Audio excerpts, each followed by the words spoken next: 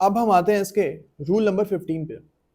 Rule number 15 ये बोलता है कि अगर डिफेंडेंट अपने घर पे अवेलेबल नहीं है या फिर वो समन्स को अवॉइड कर रहा है जानबूझ के, तो इस केस में आप समन्स जो है वो डिफेंडेंट के घर के किसी भी एडल्ट मेंबर को सर्व कर सकते हो।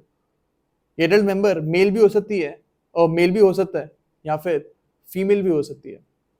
ओके, सो अगर फॉर एग्जांपल डिफेंडेंट समन्स को अवॉइड कर रहा है, तो आप डिफेंडेंट के घर पे उसके जो फादर रहते हैं या उसकी जो मदर रहती हैं उनको भी आप समन सर्व कर सकते हो कि आपके बेटे को इस दिन में कोर्ट में बुलाया गया है एंड उसको जवाब देना पड़ेगा, अपनी रिटर्न स्टेटमेंट लगानी पड़ेगी।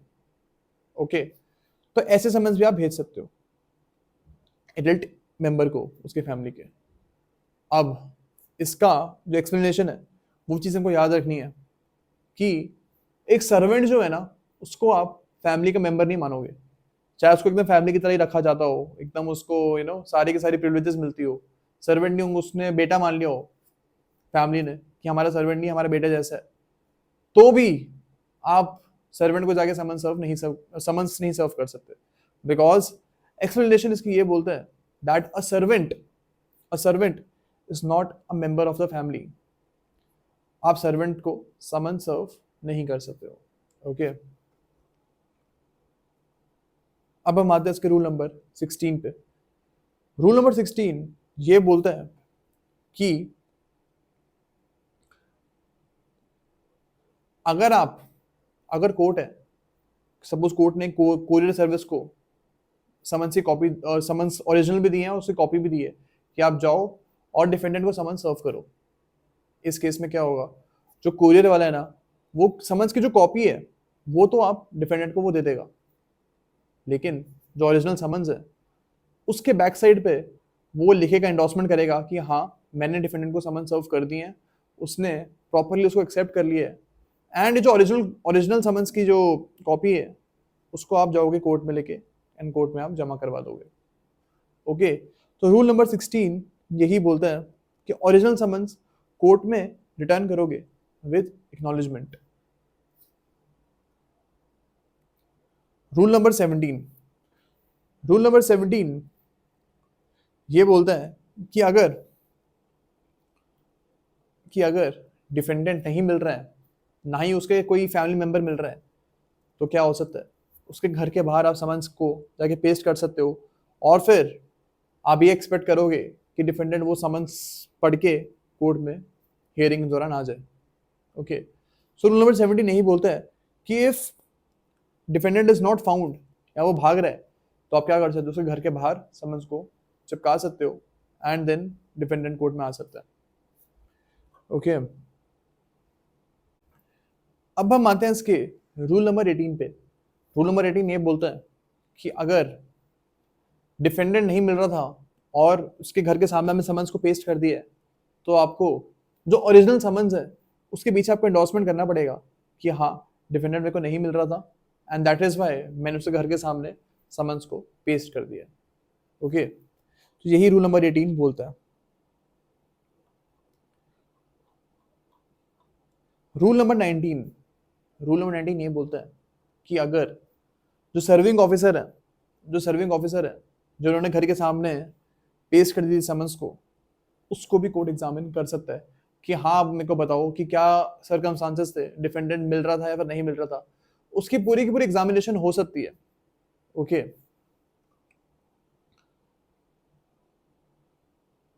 अब हम आते हैं रूल नंबर 19 पे।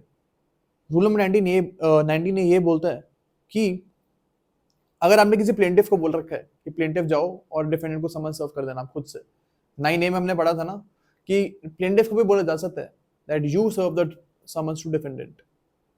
अगर ऐसा कोई सिनेरियो है, इस केस में कोर्ट ये भी कर सकता है कि प्लेंटिफ को भी बोल रहे हैं और साथ साथ में बाय पोस्ट भी समन्स भिजवा रहा है, just to be on the safe side वो प्लेंटिफ को भी बोल रहा है एंड सेकेंडली पोस्ट के थ्रू भी समन्स को भेज रही है। तो दो तरीके से यहाँ पे समन्स भेजे जा सकते हैं साथ साथ में। ओके, अब हम आते हैं रूल नंबर 20 पे। रूल नंबर 20 पे, रूल नंबर 20 ये बोलते हैं कि अगर डिफेंडेंट अगर नहीं मिल रहे हैं तो आप उसके घर के सामने तो समन्स को पेश करोगे ही करोगे, बट साथ साथ में कोर्ट के प्रेमिसेस में भी समन्स को पेस्ट करेंगे आप। ओके, तो दोनों जगह पे समन्स को पेस्ट किया जाएगा। एक तो उस डिफेंडेंट के घर के सामने आप कर सकते हो, एंड सेकेंडली कोर्ट के जो प्रेमिसेस हैं वहां पे भी आप समन्स को पेस्ट कर सकते हो। ओके, तो ये रूल नंबर 20 बात करता है सब्स्टिट्यूटेड सर्विस की।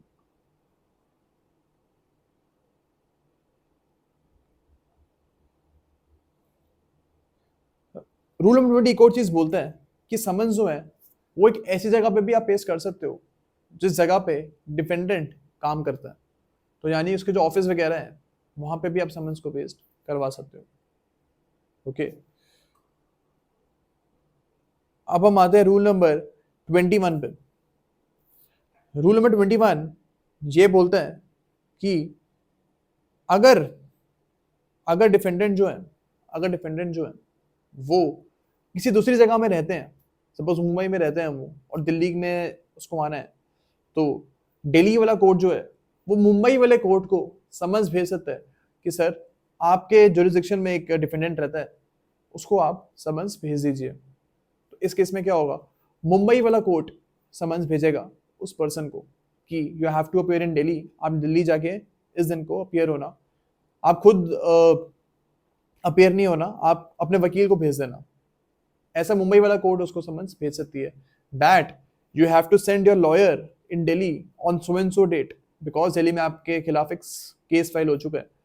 तो यहाँ पे मुंबई वाला कोर्ट जो है वो समन्स को सर्व करवा रहा है। ओके, दिल्ली वाले कोर्ट ने मुंबई को भेजा, मुंबई वाले कोर्ट ने डिफेंडेंट को समन्स सर्व करवाया।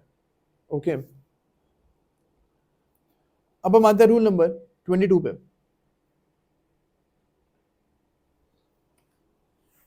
रूल इसको हम पढ़ लेते हैं एक बार। Whereas summons issued by any court established beyond the limits of the towns of Calcutta, Madras and Bombay is to be served within any such limits, it shall be sent to the court of small causes within whose jurisdiction it is to be served। अब देखो इसकी इतनी validity रही नहीं है rule number 22 की, because अब जो बॉम्बे, कलकत्ता और मद्रास है इनको कोई स्पेशल प्रिविलेज अब नहीं मिलती है। पहले के ज़माने में ब्रिटिश के टाइम पे ये होते थे हमारे प्रेसिडेंसी टाउन्स, तो इनको एक स्पेशल दर्जा मिलता था, लेकिन now we don't give these cities any special दर्जा, एंड दैट इज़ वाई अब इस रूल की कोई वैलिडिटी है नहीं। प्रैक्टिकली इस रूल को कभी भी प्रैक्टिस में लाया नहीं जाता है, बिकॉज अब प्रेसिडेंसी टाउन्स का जो कॉन्सेप्ट है वो खत्म हो चुका है। ओके, अब हम आते हैं रूल नंबर 23 पे। रूल नंबर 23 ये बोलता है कि अगर फॉर एग्जांपल दिल्ली वाले कोर्ट ने मुंबई की कोर्ट को बोला है कि आप समन्स को सर्व करवाइए, आप डिफेंडेंट हो गया, आपके जुरिस्डिक्शन में रहता है तो आप समन्स को सर्व कराओ, तो यहाँ पे मुंबई का जो कोर्ट है वो पार्शियलिटी नहीं कर सकता है, एंड उसको समन्स सर्व उसी वे में कराने पड़ेंगे जैसे उसने खुद से वो समन्स इशू करे हो। यानी कि अगर मुंबई वाला कोर्ट अपने केस में समन्स सर्व करवाता, उसी मैनर में उसको दिल्ली वाले कोर्ट के जो समन्स है वो सर्व करवाने पड़ेंगे, कोई पार्शियलिटी नहीं कर सकता है वो। ओके, तो यही हमारा रूल नंबर 23 बोलता है। इसमें एक और चीज बोली गई है कि हमारे वाले एग्जाम्पल में जो मुंबई वाला कोर्ट है वो जब समन्स सर्व हो जाएंगे तो ओरिजिनल जो कॉपी है समन्स की वो दिल्ली वाली कोर्ट में भेज देंगे। ओके, अब हम आते हैं रूल नंबर 24 पे। ये बोलता है कि अगर आपको किसी प्रिजनर को समन सर्व करवाने हैं तो आप क्या करेंगे, आप उस प्रिजनर के ऑफिसर इंचार्ज ऑफ जेल जो है उसको आप समन सर्व कर देना, एंड वो जो ऑफिसर इंचार्ज ऑफ जेल है वो इस प्रिजनर को बता देगा कि तेरे खिलाफ एक सिविल सूट फाइल हुआ है and you will have to appear in court on so and so date. तो यही हमारा रूल नंबर 24 बोलता है। रूल नंबर 25 ये बोलता है कि अगर डिफेंडेंट इंडिया के बाहर रहता है और उसका कोई एजेंट भी इंडिया में नहीं है, इस केस में अगर वो डिफेंडेंट इंडिया के बाहर रहता है तो उस लोकेशन में आप समन सर्व कराओगे। फॉर एग्जांपल डिफेंडेंट लंदन में रहता है और उसका कोई एजेंट भी नहीं है इंडिया में, तो आप लंदन में जाके वो समन्स को सर्व करवाओगे। ओके, तो यही चीज हमको इसमें याद रखनी है बस। अब हम आते हैं रूल नंबर 26 पे। रूल नंबर 26 ये बोलता है कि अगर फॉर एग्जांपल हमारे जो हमने एग्जांपल लिया था 25 में कि डिफेंडेंट लंदन में रहता है, तो अगर इंडिया की कोई एम्बेसी है लंदन में, इन दैट केस समन्स जो है वो इंडियन एम्बेसी को भी भेजे जा सकते हैं एंड इंडियन एम्बेसी जो है वो समन्स को सर्व करवाएगी फिर। ओके, तो ये भी पॉसिबल है।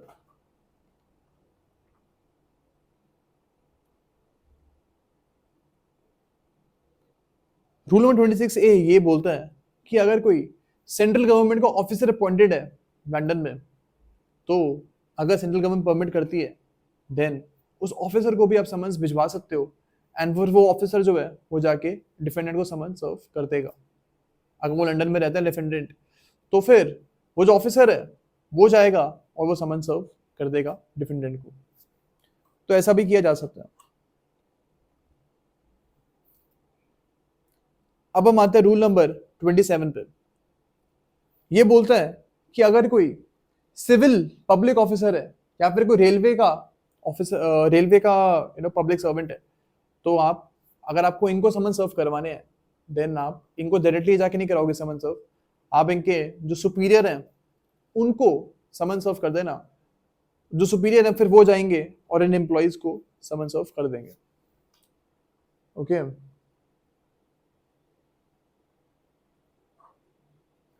तो यही चीज हमारा रूल नंबर 27 बोलता है। अब हम आते हैं रूल नंबर 28 पे। वो सेम रूल की बात करता है कि अगर समन्स भिजवाने आपको किसी सोल्जर, एयरमैन या फिर सेलर को, तो आप डायरेक्टली उनके पास नहीं जाओगे, आप उनके सुपीरियर्स को समन सर्व कर दोगे। जो सुपीरियर्स हैं वो इनको समन सर्व कर देंगे। ओके, यहाँ पे सुपीरियर को क्या बोला जा रहा है? Commanding officer. तो मतलब जो ये सोल्जर, सेलर, एयरमैन के कमांडिंग ऑफिसर है, इनको आप समन सर्व कर देना एंड ये कमांडिंग ऑफिसर जाएंगे और इनको समन सर्व फिर आगे कर देंगे। रूल नंबर 29 ये बात करते हैं duty of person to whom summons is delivered और sent for service. Rule number 29 ये बोलता है कि अगर आपने किसी कुरियर सर्विस, फॉर एग्जांपल किसी कुरियर सर्विस को आपने समन्स भेजने के लिए बोला है, तो जो कुरियर सर्विस है ना, उसको पूरी कोशिश करनी चाहिए कि वो डिफेंडेंट को मिले, मतलब डिफेंडेंट को वो ढूंढे और डिफेंडेंट को ही वो समन्स जाके सर्व करे। पहली बार में ही वो ये नहीं करेगा कि डिफेंडेंट को मिल नहीं रहा, मैंने उसे घर के सामने जाके समन्स को चिपका दिया। ऐसा कुरियर सर्विस नहीं करेगा। उसको पूरी पूरी कोशिश करनी चाहिए कि डिफेंडेंट उसको मिले, और अगर नहीं मिलता है तभी उसको ये जो समन्स है उसको पेश करना चाहिए उसे घर के बाहर। लेकिन उसका फर्स्ट जो ट्राई होनी चाहिए वो डिफेंडेंट को ढूंढने की होनी चाहिए। ओके, रूल नंबर 30 ये बोलते हैं कि अगर कोई ऐसा आदमी है जो कि थोड़ा रिस्पेक्टेड है, सपोज पॉलिटिकल कोई पर्सन है, उस केस में आप उसको समझ नहीं भेजोगे, रादर कोर्ट की तरफ से एक लेटर जाएगा कि सर आपको इस दिन में कोर्ट में आना है एंड आपको एक सिविल केस में डिफेंडेंट बनाया गया। तो आप जो रिस्पेक्टेड पर्सन है उनको समझ नहीं भेजोगे, बल्कि लेटर भेजेगी कोर्ट कि you have to come in court on this date. थोड़ा रिस्पेक्टफुली आप उनको बुलाओगे, ये नहीं कि आप समझ भेज के उनको बुला रहे हो। तो ये भी किया जा सकता है। रूल नंबर 30 इस चीज के बारे में बात करता है। अब हमारा ऑर्डर नंबर 5 कंप्लीट हो गया है and in the next class हम ऑर्डर नंबर 6 स्टार्ट करेंगे। Thank you so much.